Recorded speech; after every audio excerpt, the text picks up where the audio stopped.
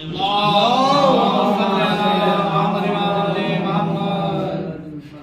انسان کا ہر وہ دن عید کا دن ہے کہ جس دن وہ کوئی گناہ نہ کرے، جس دن کوئی گناہ نہ کرے۔ عید کا مسئلہ یہ ہوتا ہے یعنی بارگاہ خداوندی عالم کی میں پلٹ کر واپس آ جانا، اور ماہ مبارک رمضان میں انشاءاللہ بندہ خدا جس کو اللہ نے اس دنیا میں بھیجا ہے اپنی عبادت کے مقصد کو پہنچانے کے لیے، مقصد کی تکمیل کے لیے، اور اللہ کے ارشاد ہے کہ ہم نے انسان اور جنات کو اس لیے پیدا کیا ہے تاکہ وہ دنیا میں آ کر ہماری عبادت کریں، اس کے علاوہ کوئی اور ہدف اللہ نے بیان نہیں کیا۔ تو یہ عبادت کی کیٹیگری ہے، یہ عبادت کیا کیا ہے؟ ہر ایک کام جو اللہ کے لیے کیا جائے سب سے سب عبادت ہے، فقط نماز عبادت نہیں ہے، کھانا پینا اٹھنا بیٹھنا سونا جاگنا چیز جو کچھ اللہ کے لیے کیا جائے ہر ایک کام عبادت ہے۔ قربتاً اللہ جو کام ہو، یعنی یہ سوچ کر کھائیں کہ جو کھا رہے ہیں طاقت و قوت پیدا ہو تاکہ ہم اللہ کی زیادہ سے زیادہ عبادت کریں، زیادہ سے زیادہ نماز پڑھیں، روزہ رکھیں، لوگوں کی مدد کریں۔ تو یہ کھانا بھی حالانکہ مباح ہے، کھانا کھانے میں نہ ثواب ہے نہ عذاب ہے، لیکن اگر اس نیت سے آدمی کھائے گا تو وہ کھانا کھانا اس کے لیے عبادت ہے، اب وہ ثواب کا سبب بن رہا ہے۔ اسی طریقے سے سونا، وقت پر سونا تاکہ دماغ آدمی کا فریش رہے اور وقت پہ اٹھ جاؤں اور نماز ادا کروں، تب یہ سونا یوں تو مباح ہے لیکن یہ سونا اب عبادت ہو گیا ہے۔ تو انسان کی نیت اس کے عمل کو ڈیسائیڈ کرے گی کہ یہ کیا کرنے جا رہا ہے اور اس کا کیا فائدہ حاصل ہونے والا ہے، تو جیسی نیت ہوگی ویسا اس کا پھل ملے گا۔ ماہ مبارک رمضان میں انسان کوشش کرے کہ وہ مفترات روزہ ہیں یعنی جن سے روزہ باطل ہو جاتا ہے ان سے اپنے آپ کو بچا کے رکھے۔ جو بالغ ہو گئے ہیں ان کے اوپر روزہ رکھنا واجب ہے، اور جن کے روزہ رکھنے کا ٹائم وہی ہے کہ نماز اذان صبح سے لے کر مغرب کی اذان تک اللہ کے حکم سے تمام چیزوں کو جن چیزوں سے باز رہنے کے لیے کہا گیا ہے ان چیزوں سے اپنے آپ کو بچا لیں، ان چیزوں سے اپنے آپ کو بچا لیں۔ اس میں ہے کھانا پینا اور بھی بعض چیزیں ہیں، شارٹلی تھوڑی بہت چیزیں آپ کے سامنے بیان کر دے رہا ہوں۔ سوال پڑھیں محمد راجہ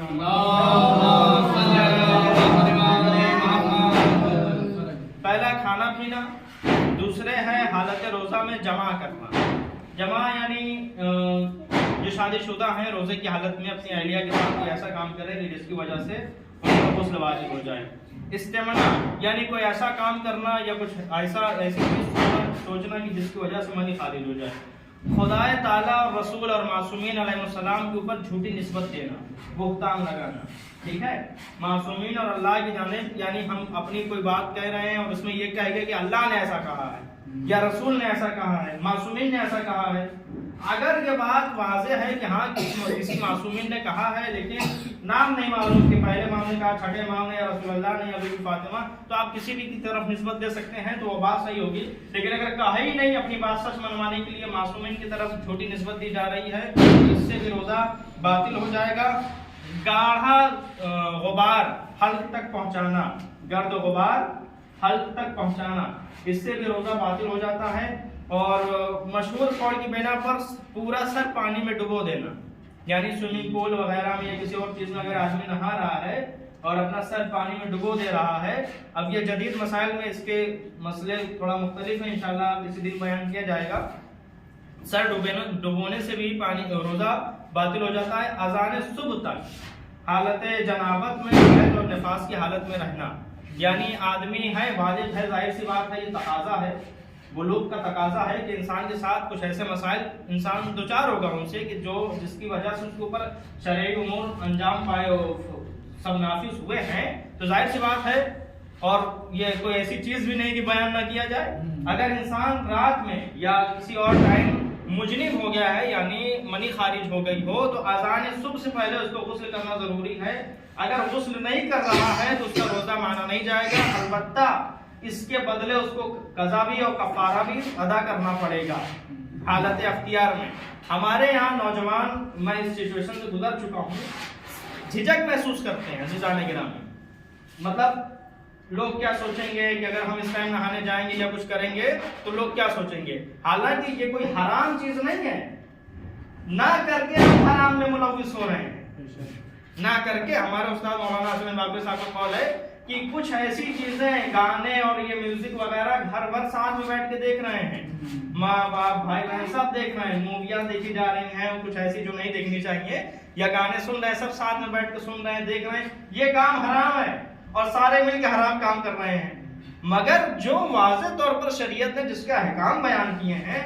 اگر وہ انسان بیان کرتا ہے تو انسان شرم محسوس کرتا ہے، دور بھاگتا ہے۔ تو لہٰذا یہ ساری چیزیں ہمارے سماج سے ظاہر سی بات ہے اجتناب کرے بچے، لیکن کوئی ایسا خیال دل میں نہیں پیدا ہونا چاہیے کہ اگر ظاہر سی بات ہے تقاضا ہے، بلوغ کا تقاضا ہے، بالغ ہو گیا ہے تو ظاہر سی بات ہے وہ اس کو مجرم ہونا ہی ہے بھائی، ایک نہیں دو دن نہیں، ایک ہفتہ ایک مہینہ، بھائی کبھی نہ کبھی تو نہا لے اذان صبح سے پہلے، اگر نہیں نہائے گا تو اس کا روزہ نہیں ہوگا، باطل رہے گا۔ اور کسی سیال چیز سے حقہ لینا، انیمہ لینا، یعنی سگریٹ وغیرہ یہ سب چیزیں، تو دوسرے جان بوجھ کر طے کرنا، الٹی کرنا، جان بوجھ کر الٹی کرنا، روزہ رکھنے کا من نہیں ہے، ہم نے اتنا دبا کے کھا لیا کہ اذان صبح کے بعد الٹی ہو جائے، یا ہم نے حلق میں انگلی ڈال کیا کسی اور طریقے سے جان بوجھ سے خود سے ہو جائے تو کوئی حرج نہیں، ٹھیک ہے۔ تو لہٰذا یہ مبطلات روزہ تھے، اور ان ایام میں آپ ان تمام چیزوں سے اپنے آپ کو بچائیں، یہی روزہ ہے۔ اور پروردگار عالم نے سورہ بقرہ کی آیت نمبر 183 میں ارشاد فرمایا ہے، یا ایھا الذین آمنوا کتب علیکم الصیام کما کتب علی الذین من قبلکم لعلکم تتقون، اے وہ لوگ جو ایمان لے کر آئے ہیں تم سب پر روزہ لکھ دیا گیا ہے اسی طریقے سے جس طریقے سے تم سے پہلے والی امتوں پر روزہ لکھ دیا گیا تھا، یعنی فرض کر دیا گیا ہے، لکھ دیا گیا ہے یعنی آرڈر جاری کر دیا گیا ہے، اب تم کو روزہ رکھنا ہے، کیوں؟ تاکہ تم پرہیزگار بن جاؤ، تاکہ تم پرہیزگار بن جاؤ، اسی لیے روزہ کو اللہ نے رکھا۔ اور روزے میں ظاہر سی بات ہے سائنس بھی ہے، اگر آدمی کچھ چیزوں کو کچھ مدت تک اوائڈ کرے تو وہ چیزیں جو نقصان دہ ہیں وہ ان سے آدمی باز رہ سکتا ہے، ٹھیک ہے۔ تو ایک مہینے کا وقت ہے، اللہ کی بارگاہ میں ہم حاضر ہوئے ہیں، لہذا دعا کریں پروردگار ہمارے عبادات کو قبول فرمائے، ہم سب کو روزہ رکھنے کی توفیق عنایت فرمائے۔ خاص طور سے ماحول لکھنؤ ہم نے جو دیکھا ہے، شہادت کے ایام میں مولا کی شہادت ہو رہی ہے، تابوت اٹھا ہوا اور لوگ کھائے جا رہے ہیں، پیے جا رہے ہیں، سب کچھ ہو رہا ہے، تو لہذا آپ لوگ ان تمام چیزوں سے بچ کے، ظاہر سی بات ہے مولا کا غم ہمارے سر آنکھوں پر ہے، لیکن مولا نے جس کے لیے اپنی جان دی ہے اس